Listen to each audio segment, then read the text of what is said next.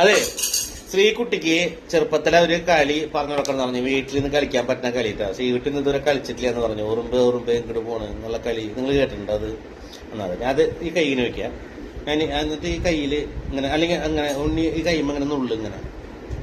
ആ നുള്ളി പിടിക്കും ഇങ്ങനെ. ഞാൻ നുള്ളി പിടിക്കും. ഞാൻ കൈ കൊണ്ട് ഇത് ട്ടാ. ഞാൻ കളിക്കാൻ പോണു ട്ടാ. കളിക്കില്ലേ?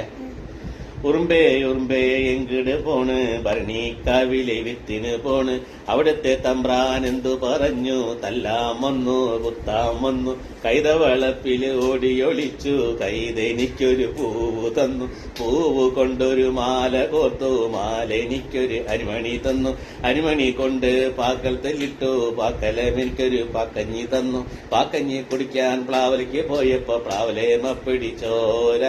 ചോര കഴുകാൻ നീറ്റിലേക്ക് പോയപ്പോ നീറ്റിലെ പിടി വാള കോർക്കാൻ വള്ളിക്ക് പോയപ്പോ വള്ളിമ പിടി ചുണ്ടങ്ങയുടെ കാതും കൊത്തി പട്ടാളി വീട്ടിൽ കല്യാണം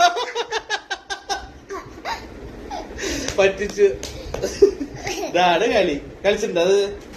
അപ്പൊ ഈ ഉറുമ്പ് കളി ചെറുപ്പത്തിൽ കളിച്ചവരുണ്ടെന്നുണ്ടെങ്കിൽ ഒന്ന് കമന്റ് ചെയ്യട്ടാ.